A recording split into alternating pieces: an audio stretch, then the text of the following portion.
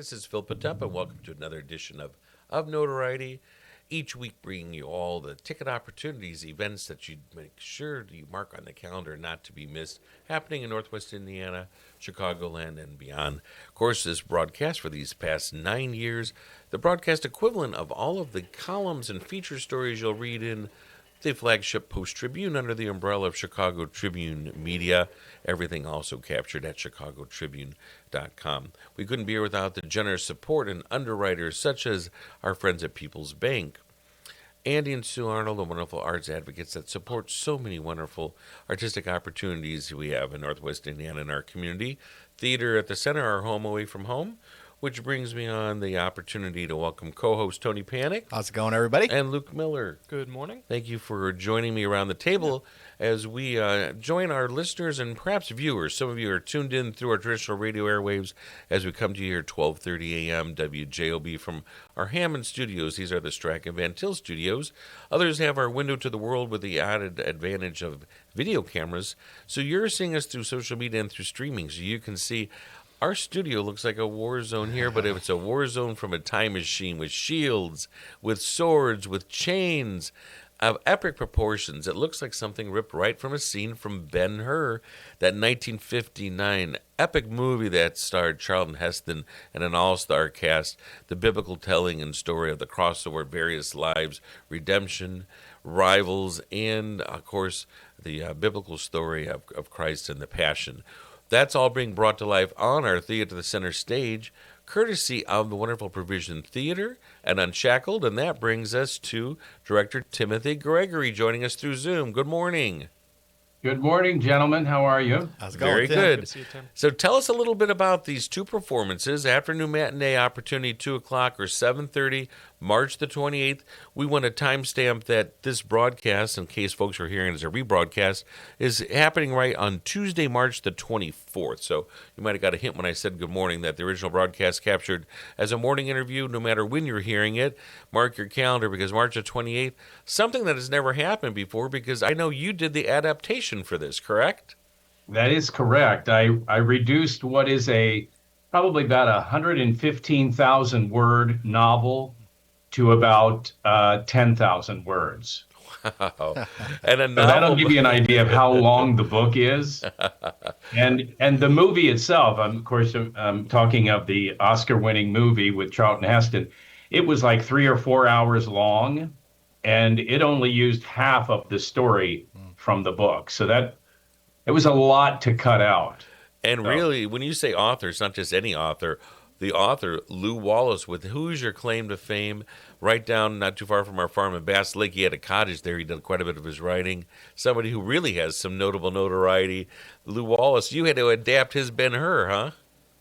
Yeah, which makes it especially meaningful. You know, the story got its start here in the Hoosier State, and so it's even more meaningful to bring it back and celebrate the power of the story, the legacy of the story itself. Well, Now, we want to make sure also folks know that this is an adaptation, but also it's going to be a special telling. So before we get to our co-host questions here, let's make sure we set the record straight. Audiences are going to have a front row treat to what type of a scene setting for this particular production? Yeah, so this is a partnership between Provision Theater. So it's a combination of live theater and then our partner Unshackled, which is the longest running audio drama in history. It started in 1950. So that partnership is joining to create this powerful performance of live sound effects, live music, and live actors who are going to put this show on in this retelling. I tell you, Tim, we're excited to have you here this coming Saturday. And, Ben-Hur, you talk about the roots here in Indiana, but were you just a fan of the movie? What drew you to do this adaptation? Because so many movies out there, but why Ben-Hur exactly? Yeah. First off, I love theater, obviously with Provision Theater, being the artistic director. I also am the announcer and director of Unshackled. So the thought of, wonder what combining those would look like. I don't know that there's ever been a stage production of Ben-Hur. I don't know that there ever could be, because it's a very epic story that takes place over many years, many different places, with lots of people. So it would be hard to do. However, with audio drama, with radio drama, you can do that sort of thing. Last year we did It's a Wonderful Life as a live radio play. And so that's what kind of opened the door to thinking, I wonder if this could be done with other very large scale stories. And so radio drama allows you to do that. So that's the genesis. Okay. So Tim, when you were talking about how you cut down from 110,000 to 10,000 pages, give or so, of content, how did you go through that process, making sure that it was adapted for a live radio play? Yeah, well, you have to do a lot of cutting. You have to determine what are the elements of the story that are significant. How do you keep it all together?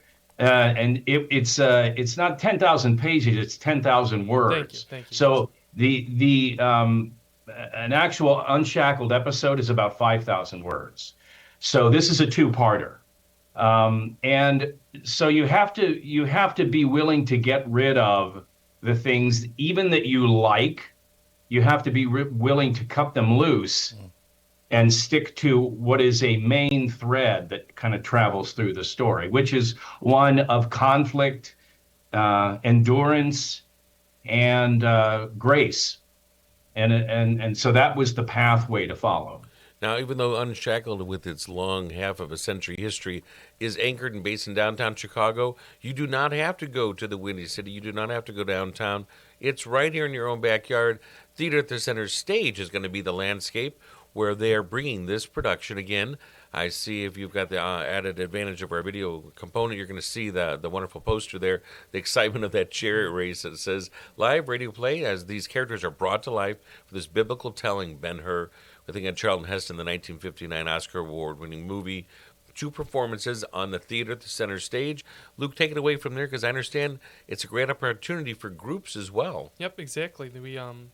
Well, I know that we have the regular ticket price of $35, but for groups of 13 or more, we also have a special discount rate of $30 for the groups of 13 or more. And you can get those tickets 219-836-3255 extension 1, or you can go online, theateratthecenter.com.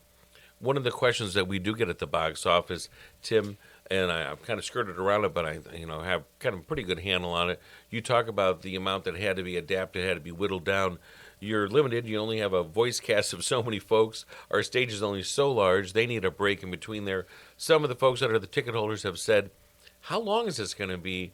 I was thinking, I don't know, you correct me if I'm wrong, is it around 90 minutes with an intermission sandwiched in there to give those voices a break? Give us that scoop. Yeah, I'd say we'll run probably about 85 minutes, and that includes the intermission. Gotcha. Perfect. Good. And there's an added bonus component as well. So again, we're talking with director and actor, his accomplished stage personality that has long had Chicago attention for various venues and spaces.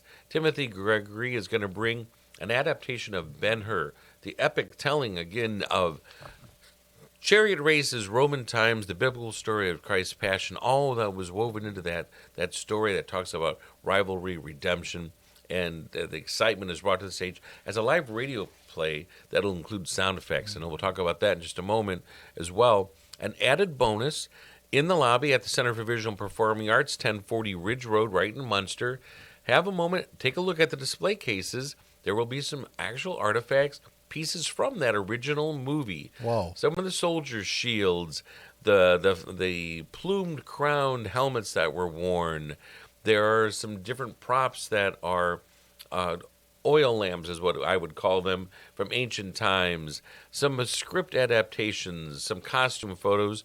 I think our producer has one of them. We can kind of see a picture that certainly looks very 1960s of some of the pieces being modeled there. So you kind of get an idea of what to expect. But what a great chance to take a look at the lobby display and then go right into that theater. Lights go down. You are transported to the old days of radio for this telling that it will be of epic proportions of Ben-Hur. And sound effects you mentioned, Phil. I mean, that's a big part of a old-time radio play. Tim, I don't know how much you really want to say, but what can people expect from that? Well, we're still working out some of the sound effects. We're having a lot of fun with it. Hmm. Uh, Today, I'll be putting together. I'm actually building some of them. I'm putting together some of the chain sounds from the galley scene when they're rowing in the ship. Um, we also might enlist the help of the audience with the chariot race. But at the very least, some of the Colosseum, the Hippodrome attendees for the race, but then also maybe even the sound of horses. Mm. So we might bring the audience in to help create that sound. Perfect. And then on top of the sound effects, you also have live musicians that are going to accompany the play. What are some instruments that people can look forward to? Yeah, we have 6 musicians and a conductor. We have stand-up bass, piano, trumpet, French horn, percussionist, a duduk player. The Duke. Yeah, And I think a drum is in there somewhere too, correct? Yeah, yeah. yeah, percussionist it would cover the drums, and a duduk is a kind of Middle Eastern flute. Be the easiest way to describe it. And then what's the cast number? How many folks will be on stage in front of those microphones? I think we've got about 7. And then yourself as the vocal director will be right there with that kind of the drama and the excitement of on the air, hold your applause, stand by, right? All that stuff. Yeah, that's right. Very, very good. Once again, if we want to give a little information here, we're going to go back to Luke. In the meantime, did you want to do a little quick note here or nod for where folks could find out more also about Unshackled and Provision Theater? Any of that information you want to toss out there? Yeah. If you want to learn more about Unshackled, you go to unshackled.org. It's a ministry that has been around for 75 years, and it's produced by Pacific Garden Mission, which is a rescue mission that's been in Chicago since 1877. It's the oldest continuously operating rescue mission in the country. And so they produced the show Unshackled. And then, of course, Provision Theater is my company. We started in 2004, and we're still kicking. And that's at provisiontheater.org. What a wonderful price for $35 to have a front row seat to really what is a world premiere, because it's brand new. It's been adapted, as you talked about, what was a major project to whittle it down to make it something that is digestible in about 85 minutes, including intermission, for a radio play version of Ben-Hur with epic proportions and telling. How to get tickets now, Luke? Yep, you can either call us at the box office. We're open Monday through Friday. You can call us 219-836-3255, or you can visit us online, theateratthecenter.com. One of the things I know that Tim is familiar with is from his other theater hat and life that he wears, but talking about those artifacts and the costume pieces from the original film that are on display. It's so interesting, Tim, because we know this, and audiences sometimes maybe don't always hear about this part of the magic. It can be tough for costume designers. They are trying to make things look very heavy. There's a reason that metal vest and armor would be very heavy, because it's meant to protect the key part of the torso here. Yet as a costume designers, they're often trying to make this in such a way that it looks heavy, yet it's lightweight. And that can be tough to make it look authentic, but these pieces, they really are. They are pretty amazing, and they still have some weight to it. And the feather plumage I think, has looked a little more faded and seen better days. But hey, it's authentic through and through.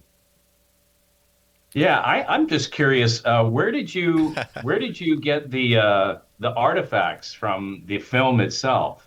How did you acquire those? Yeah, a lot of pieces that I get usually will cover something that's really interesting. It comes from an auction. Or pieces like that I would have written about in my column over the past 2 decades.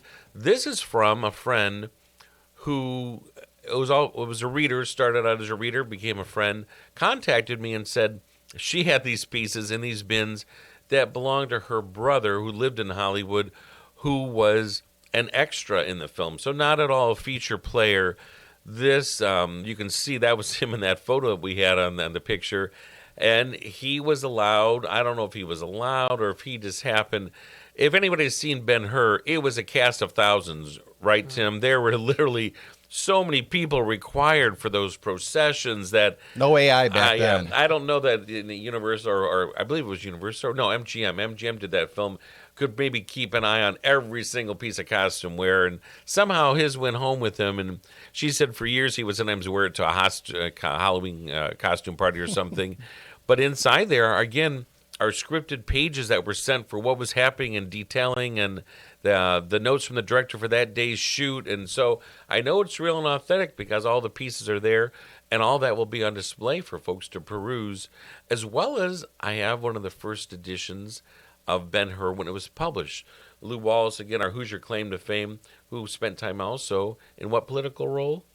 Well, Our governor of Indiana as well. So a lot of different reasons to find fascination with Lou Wallace. Anything else we want to push here? In the end, I know that we'll get this question a lot. We'll let Tim answer it as well. We'll get people to say, is it age appropriate? I have my fourth graders that might want to see it, or I've got my niece and nephew. They're in third and fifth grade. What is the answer we give for that then? Yeah, I would say ages 8 and up would enjoy this, would appreciate it. There's enough going on there on stage, and I think it's a pretty clear story. You know, it's understandable even for a child of 8 to 10 years old. They would certainly be able to follow. There's going to be great music, lots of emotion, lots of action with the sound effects. So there's certainly something there to keep their attention, and also it would be understandable, I think. Very good. And I got to ask Tim one last thing to it. We're talking all about Ben-Hur, and you mentioned as well A Wonderful Life. You got your hands full with both of those, but any other projects maybe down the pipeline? Well, this would be a great movie to turn into a radio play. Oh, wow. That's a great question. Now you've got me thinking. I know. I may come back to you with a whole list of shows that There you go. Think we about want it to there. embark on. I think Tim has had plenty of homework the last few months just with the Lou Wallace prose and being able to whittle that down. So he needs a little spring break Take a little before break. he revisits all of this. Thank you so much. We're going to let Luke one more time. We've been enticing folks this last 25 minutes with all the details of Ben-Hur coming to a stage near you in your own backyard, Northwest Indiana. Your opportunity to get tickets this Palm Sunday weekend, but not on Sunday, Saturday the day before. Go ahead and take it away, Luke. Yep, it's this Saturday, March 28th. We have a 2 o'clock and a 7:30 performance. You can give the box office a call at 219-836-3255 or visit us at our website, theateratthecenter.com. And of course, housed in the beautiful artistic and arts and culture oasis that is the Center for Visual and Performing Arts, 1040 Ridge Road in Munster. One umbrella underneath all of that building and facility. Art gallery, gift shop, fine dining, of course, through 1040. And our orchestra is based there in South Shore Arts. So lots of opportunity for you to come and browse. But most of all, make your way into that theater and you will not be disappointed. Thank you so much, Tim. We're going to have you stay on the line as we conclude here because we have a couple other questions for you that'll be off the air, so stay right where you are. And for our other folks, thank you so much, Luke Miiller and Tony Panek for guest hosting, and also our producer, Adriana, for being there as always. We appreciate that. And to you, our listeners and viewers, for being a part of our conversation as we come to you these past 9 years of notoriety. I'm your host, Phil Potempa. Depending on when you're hearing this interview, this radio broadcast, we wish you well, be it morning, afternoon, or evening, or wherever your path might take you. Are you sausage curious? Who's ready for Poland? Big Frank Sausage has the very best Polish food in the region. You had a mouthful of Big Frank sausage? We have a full bar, dine-in, carry-out, delivery, and catering available. I've had a mouthful of Big Frank sausage. I've got a mouthful of Big Frank sausage. 219-378-9556. Smacznego i na zdrowie. Who's ready for Poland? It's the simplest expression. The smallest thing that changes everything.